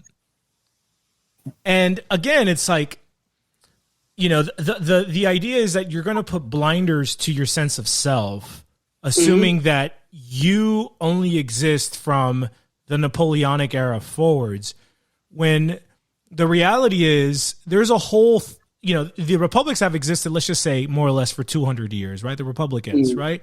But there's a whole 300 years before that you're not drawing any context or understanding or sense of self from. And because of that, then you're cut off from 1,500 years prior to that on both sides of the pond, if you will. Yeah, a lot of these ideas do originate from like France through the French Revolution, but a lot of it's filtered through the United States first, and then it gets like exported to Mexico. And in the modern times, basically just exported by, U.S. funded nonprofit organizations and stuff like that. Like the NGOs today that push basically identity politics, LGBT, feminism, all the schisms that are used in a sense as kind of fifth columns or color revolutionists within Latin America are all paid for by your tax dollars, American taxpayer. Yeah, we talked about this a bunch of times on our show, Critical Theory, the Frankfurt School, the Yale, Columbia, CIA, Mafia, all that, how it all ties into each other, basically destruction of the existing social structures to create something different. And that's very reminiscent of what you were saying. And it makes you it hits home your point, Tokyo, that you were saying that the early government was very communistic without, actually using the word. Mm-hmm.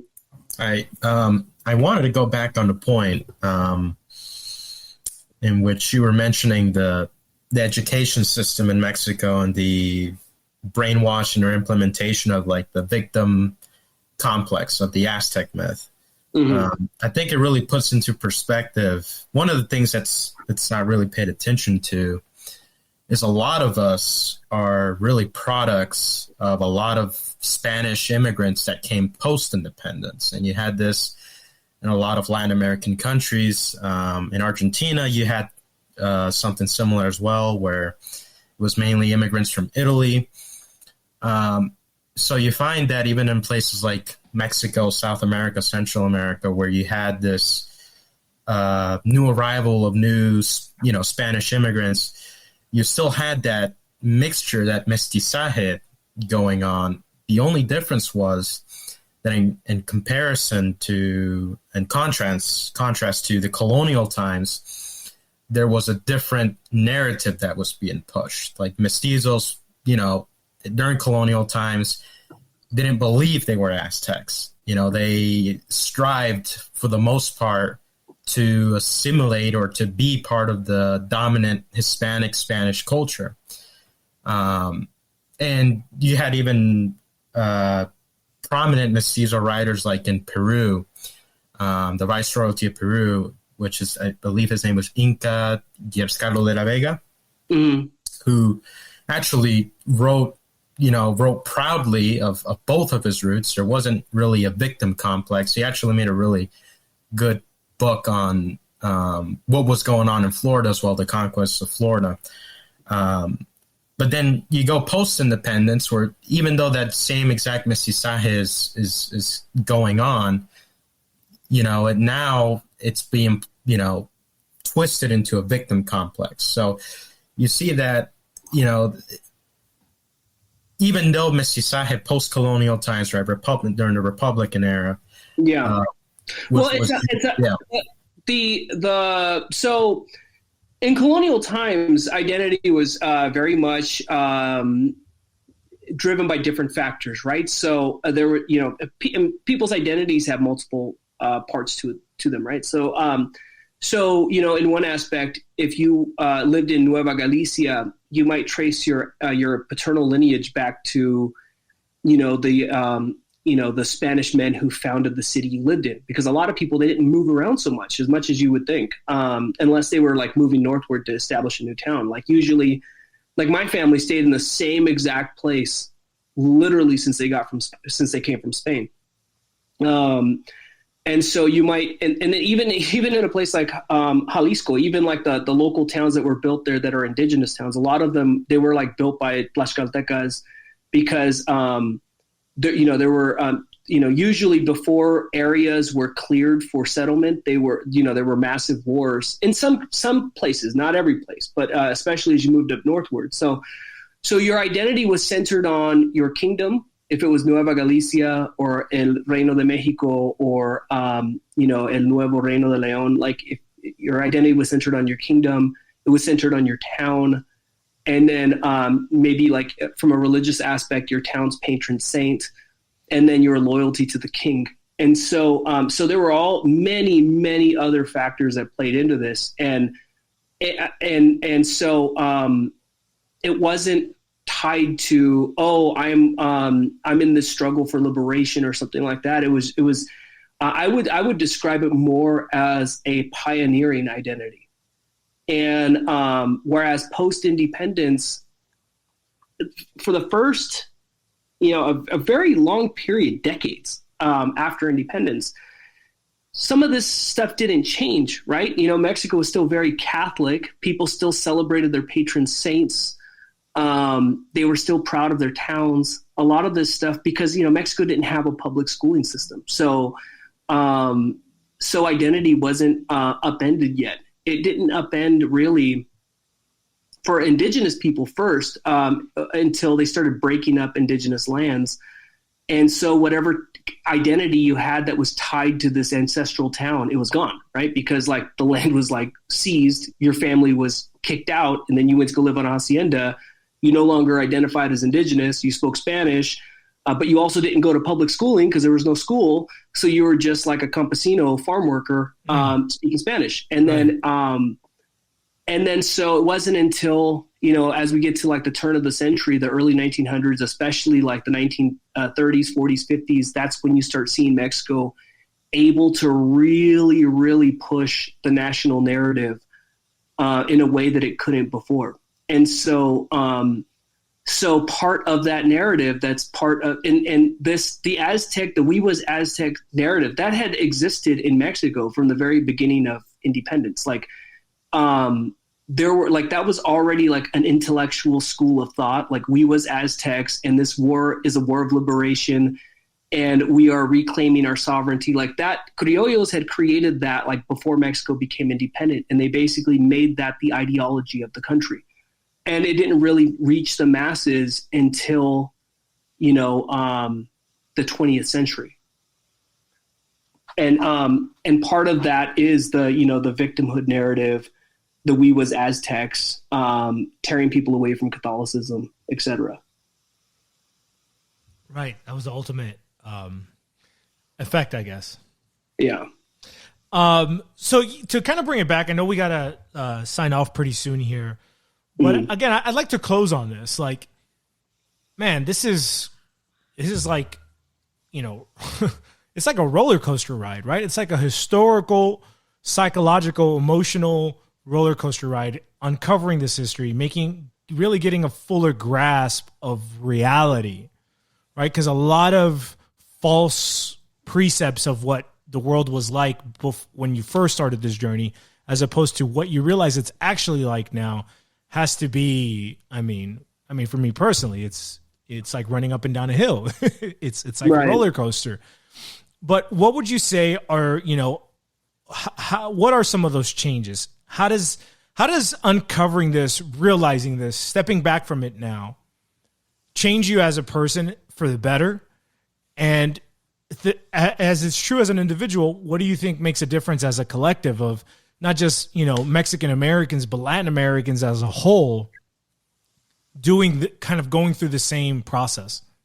I would say, first of all, I'm very happy that I have, explored all of these ideas in time to teach my kids correctly about my family history, because they're not going to be sucked into this other stuff. They're going to be able to neutralize that kind of stuff. They're not going to go through the Mecha circuit. No, not at all. And this is what Tercio, to give him some credit, he kind of coined this the Hispano pill. Like, you took the Hispano pill, and now you're now you're off the Anglo matrix.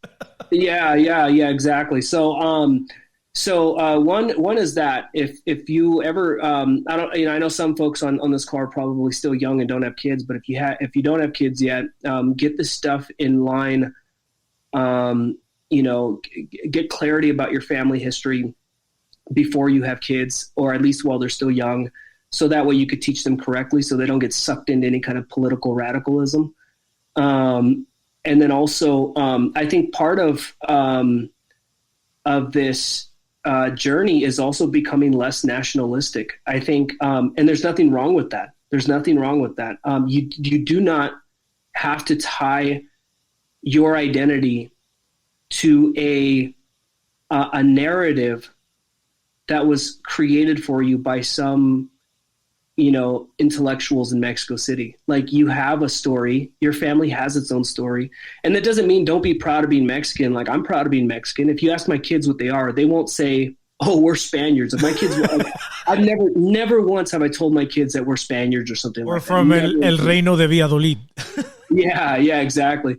No, like, I mean, if you ask them what they are, they'll say they're Mexican or Mexican American. That's it. You know, like, so, like, I'm not creating a false consciousness in them, but also you don't have to be, tying yourself to a political ideology.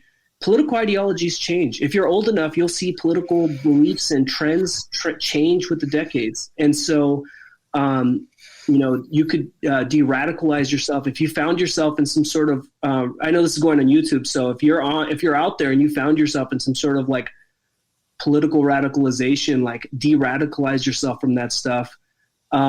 Focus on the history of your family, learn a little bit about yourself. You're Mexican or, from some other Latin American country, no matter what, you don't have to like think you're Aztec to, or like think you're part of some like, War of the Reform struggle to like prove how Mexican you are or something like that. Like you're Mexican no matter what. And you'll find that your family history tells a much different story, as I have found. And, one last thing I would say, if your family's been in your town for like several generations, you should look up the founders of your town. There's a high chance that your last name is on that list because those were your ancestors that built the town, or somebody else from your family tree is on that list. Anyways, yeah, once you go down that journey, focus on the history of your family, and then everything else will make much more sense. I was going to say, there's two kind of main points I want to make, and one's kind of like reading a quote by Che Guevara that I think we're all kind of familiar with. It says, "The division of America into unstable and illusionary nations is completely fictional. We constitute a single mestizo race, which from Mexico to the Magellan Straits bears notable ethnographical similarities. And so, in an attempt to rid myself of the weight of small-minded provincialism, I propose a toast to Peru and to united Latin America." But I want to just touch on that and say, I think that in the United States, as it becomes more and more Hispanic in terms of people from all over Hispano-America and people living in the same barrios, marrying people from other Hispanic countries, it's going to become more and more self-evident, especially as we become more economically ascendant, and our families are mixed with other Hispanic groups in Latin America, that we are Hispanic, and this is what binds us together. And this language and culture that we have is not something that just fell out of the sky or was invented by Richard Nixon in the 1970s. It's something that, you see it. It has the weight. It has the weight of history. Where you see lots of people that are half Mexican, half Puerto Rican. Those people, it's a lot more easier to convince them that, yeah, obviously you're Hispanic. Your families aren't that different at the end of the day. They were both a part of Nueva España. They are different. There are differences there, but these are differences that Che Guevara noted of provincialism and locality, not of being distinctly different people who you cannot relate to on a ethnic level, if that makes sense. These are regional differences, like saying somebody's from Tennessee and someone's from New Hampshire. Mm-hmm. Yeah, I've been to Chile. I went to Santiago, Chile. I went to another place, Copiapó. I mean, I didn't feel like I stood out there. Like I was just like you went to a foreign land. It's like you went to your aunt's house. That's how I've described it to you. Yeah, it was just like being at home. And then, how foreign did you feel in Spain when you lived there? Yeah, I want to touch on that. Oh, yeah. So, I did not. I don't know if I was there long enough to see like subtleties that maybe people who have spent more time there could see, but I didn't feel out of place at all. Like I just felt like I went to four major cities. I went to Barcelona, Madrid, Sevilla, and Granada. And the only place that I genuinely felt out of place, that I was just in some random European country that I didn't have any local ties to, it was in Barcelona. And that's because they speak Catalan. All the advertisements and stuff are in Catalan. And the people just have a different kind of like, I don't know, there's a different vibe there. It's not like a bad place, but it's just a different vibe. But it's, when I was in like Sevilla, for example, I went to church, I went to mass and stuff like that. And, I felt like I could live there. Like I didn't feel any negativity towards me. Some cab drivers asked me why I speak Spanish, and I would say, oh, part of my family's from Mexico or something like, and nobody like there was no horrific treatment that people promised me would happen. It was just a normal, peaceful experience. And when I was in Madrid, I really liked. My favorite was Sevilla, but I also really liked Madrid because it felt like it felt like a Spanish speaking, clean New York. Yeah, very clean. What they took from us. But it's like everybody there is Latin American. A lot of people are Latin American there. Like a lot of the immigrants, obviously there's Spanish people there, but like, yeah, there's a lot of Colombians and a lot of them. Yeah. Like in Madrid. Yeah. And like when you go, like I saw like, even like regular, like middle-class jobs, like, like it's all Latin Americans, like, so when you go there, like, it's like, you don't feel out of place. You don't feel out of place any more than like, being Mexican and walking down the street in like Los Angeles or Chicago. Like you're just part, you're like part of, you just look like you blend in with the people. And, and that's not just because like, I don't know, my skin tone or something like that, but, like I just didn't feel like even people that were like darker than me, like, it's almost like, oh, it's Madrid and this person's Latin American. Of course they look like they blend in with everybody else. They're like, right. It's just such it's like an international city for Spanish speaking people. Kind of like Miami. Yeah. There's a lot of Dominicans there too. Yeah. Absolutely. That's kind of the vibe in Miami. But the way I've always described it, because I've been fortunate enough, and I realize that obviously is part of my experience, and it's going to plague everything that I share on the internet with people, is that I've been able to travel extensively throughout Mexico and Latin America and have friends from all over the place south of the border. And for me, it just feels like I'm going to an aunt's house. Like when I go to my aunt's house, like my aunt's not going to look at me weird if I open up her fridge without asking and like pull some money. It's like it's a familiar tone. It's like it's not my house. I'm not going to dispose of it like it's my mom's house. Of course not. But it's my aunt's house who loves me just the same way, right? Maybe she spoils me the same way. So that's how it feels every time I'm in a different part of Latin America and Spain.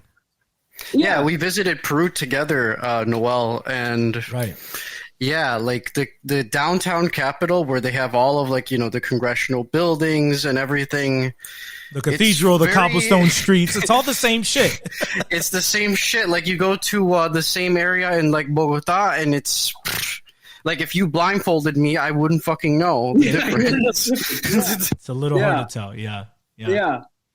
So like when I was in Spain, like there was nothing.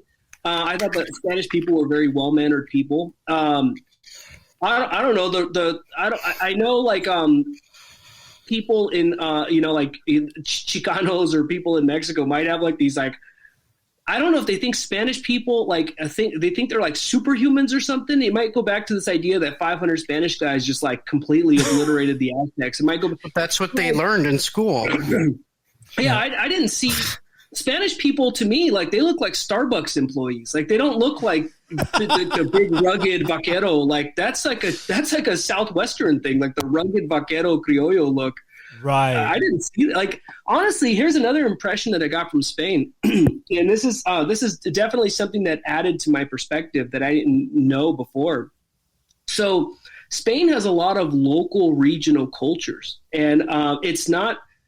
I think we tend to think of Spain as like a monolith when in reality, and I'm not just talking about like oh, there's the Basque people and the Catalan people. I'm not just talking about that. Like even like among the Castellano kind of people themselves, there's like very, very localized. There's regional differences. Yeah, and I could tell you like when you go to Sevilla and that kind of like southern Spain, it's almost like think about like the easiest way to like describe it. It's like imagine if Texas conquered China and brought Texas culture to China and like acculturated the people into Texas culture.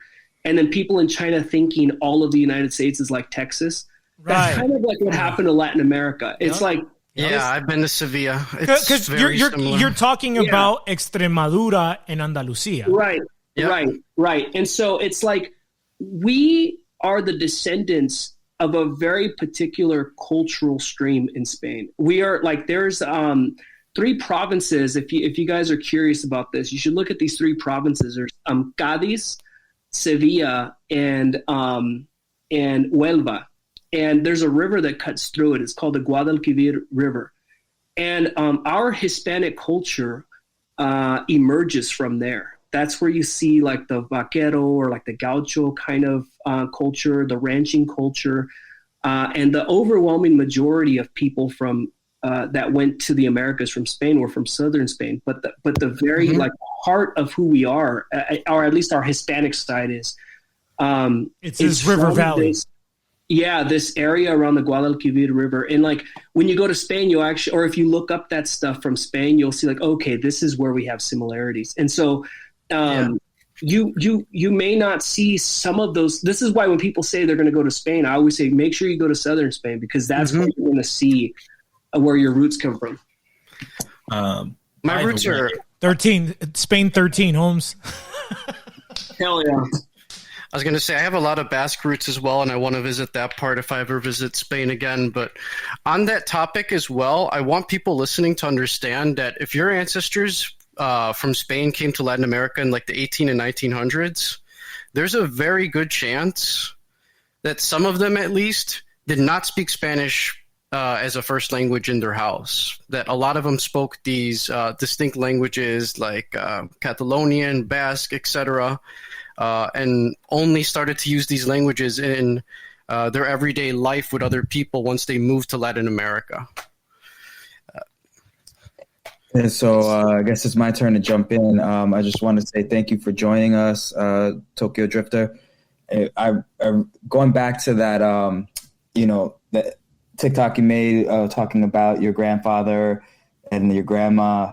It really hit me, man, because we share from the same area, we come from the same area, and that's basically how I got to start forming my own identity in terms of I'm Hispano, Mexicano from Michoacán, and basically growing up being in New York, I was growing up kind of in an Ellis Islander mode where we have to assimilate, and it's the melting pot, and because literally I'm 26 miles from the island, so wow,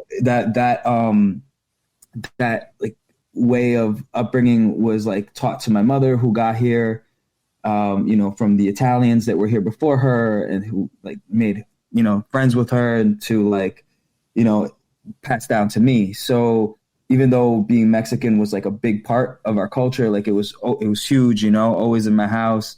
We would always put on performances and events for the city and the library and the cultural centers. So we were very much still Mexican, but it was under the context that we're Mexican, but we have to assimilate here. Whereas looking back at my roots, and reconciling where my people came from and who my actual ancestors are, to this American story, this American myth, I realized I don't fit in here, I wasn't part of the Boston Tea Party, right? I wasn't part of this story. My people came much later, but here we have actually your people came much earlier. Well, I mean, but as Joe Biden said, yes, y'all was here before us. Yeah, but to the Northeast and everything, and whole season. Yeah, I can see how what Rancho was saying. I can see how that's not readily apparent if you live in the Northeast, right? But if you live in the Southwest, you could feel. Because it's Sepulveda Boulevard and Pico Avenue and Santa Monica and San Bernardino, right. But Taco, yeah, exactly. And I see what you're saying. It's you could detach yourself from these national narratives because it's you have your own story, Right. And so I kind of realized that my people have their own history, their own story.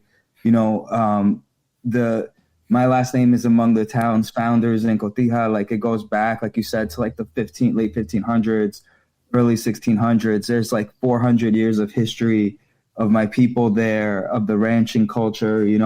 I recently went there and spent a month for the first time in my life. I'm 36 now.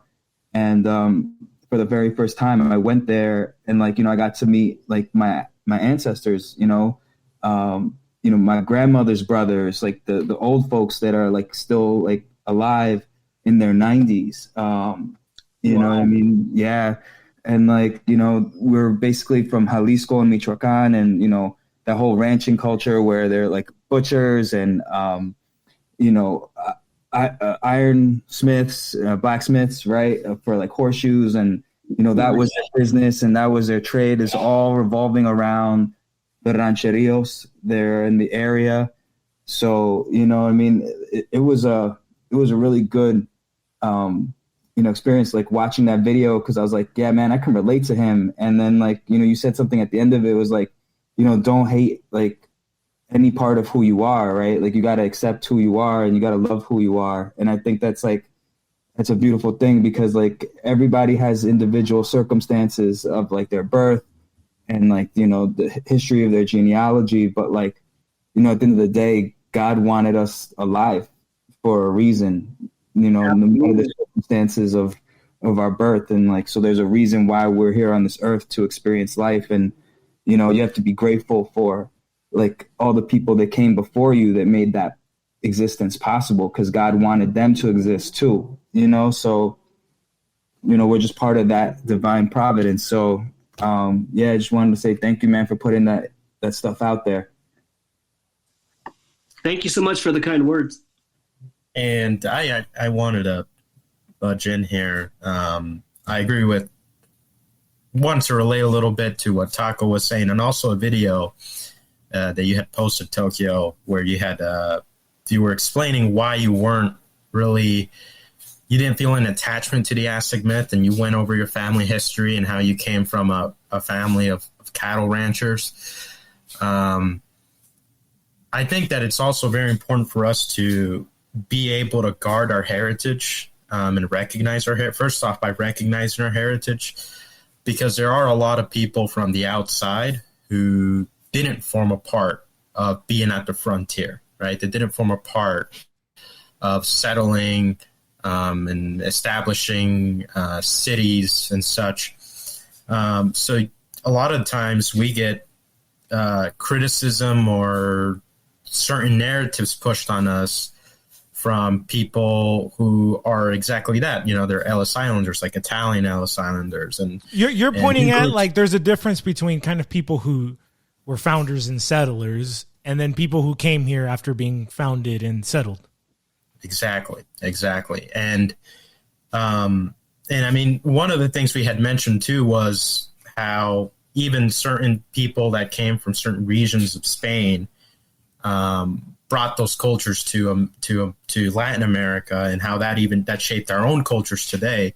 You had a very similar thing happen as well with the United States, right? You have the Southerners, who I believe most of them came from Southwest Spain, England.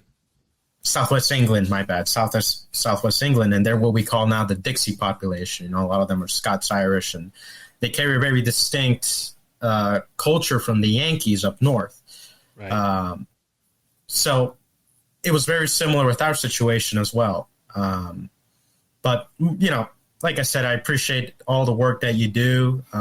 You've been a light to, I have sometimes I have a bit of free time and spend it on TikTok. So I also see a lot of videos of people that push liberal propaganda, but finding your channel and seeing your videos has given me a lot of hope and pushing out kind of the word for us to protect our legacy, our Hispanic legacy here, because frankly, it's been under a lot of attack. From multiple sides, for sure. From multiple sides, absolutely, from multiple sides, and you even have it from even people from within side of our community, you could say,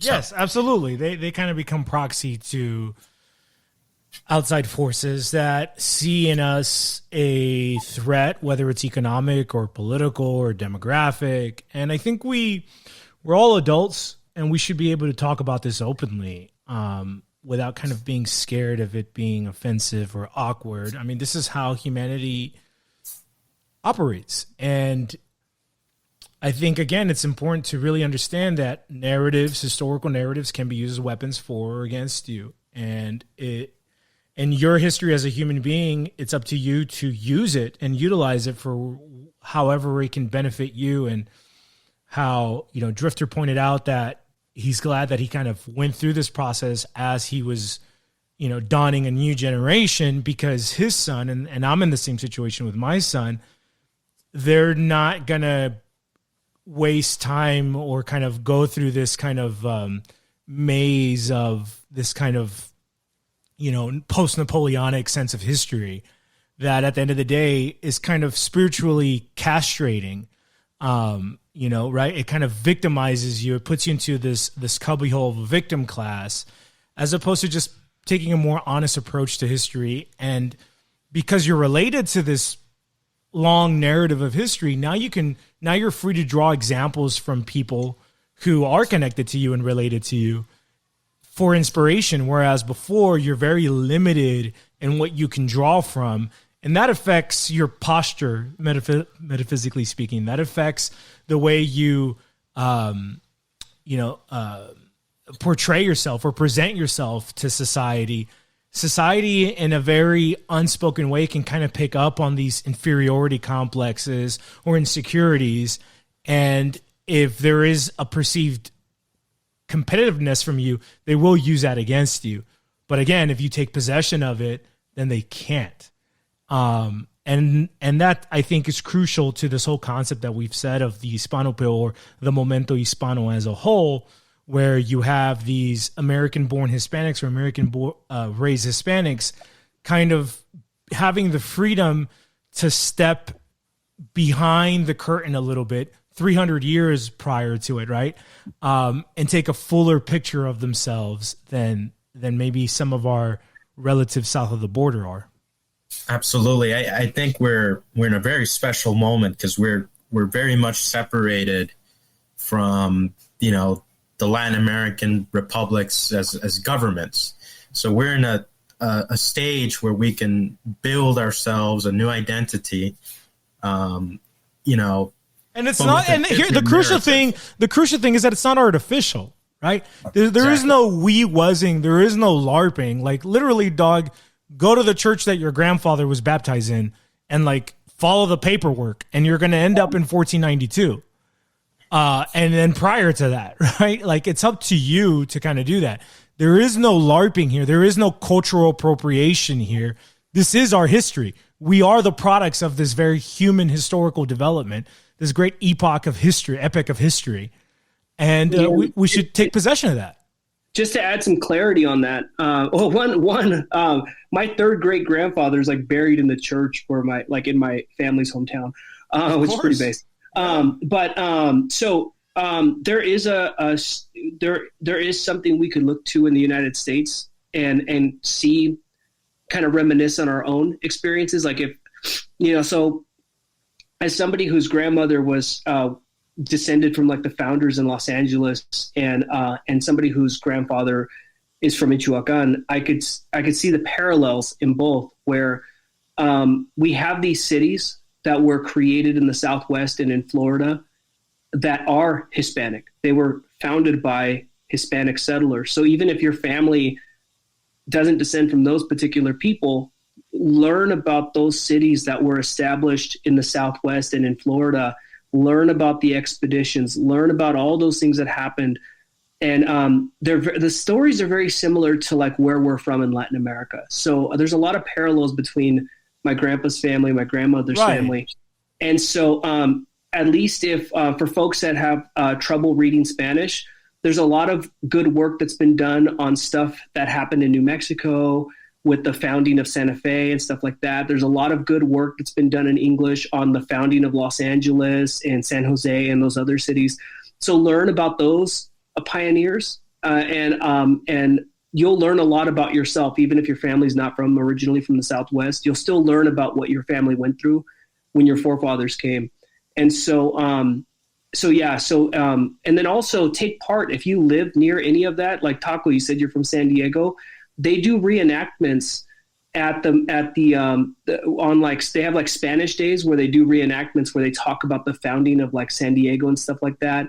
I don't know if you have kids, but if you ever do, take them to this stuff and say hey, some of our, culturally, some of our forefathers established these cities. And then, it might help your own children understand how Cotija was founded and stuff like that. Yeah. So, thank you. Yeah. I'm in San Diego now. I moved here. I did take my stepson to see the mission that was founded by Junior Poseta. And, I did talk with him a lot about like, hey, like this is part of our heritage. And, and they've been to the kids, like my nieces and my stepson, like they've been to Cotija even before I have, and like they feel at home there. It's my my fiance and her sister, and then they grew up in Cotija, so they did a really good job of making sure that was always part of their culture. Also because they're from the San Diego area, and they're like literally 15 minutes from Mexico, so like the ties there are strong. Whereas like I was kind of like out like in the hinterlands, in Gringolandia. So right. Yep. I will though. Thank you. If you can like let me know, or I can look up when those days are. I'd be interested in going to check some of that stuff out. Excellent. Yeah. Well, with that, I think we gotta go on about our days here. But Tokyo, seriously, brother, it's an honor to have you on the show. Thank you so much for all the work you do. For the audience, check out his channel, Tokyo Drifter, on TikTok and YouTube. So many nuggets of Hispanic history, Mexican history, Michoacano history, California history. But like we've said over and over again, all this history is paralleled no matter what corner of Latin America you're from. It's all our history. And yeah, I highly recommend it. In Tokyo, hopefully, bro, you can come back and maybe we can go off on some of these tangents and go real deep. I'm sure the audience is really going to appreciate that.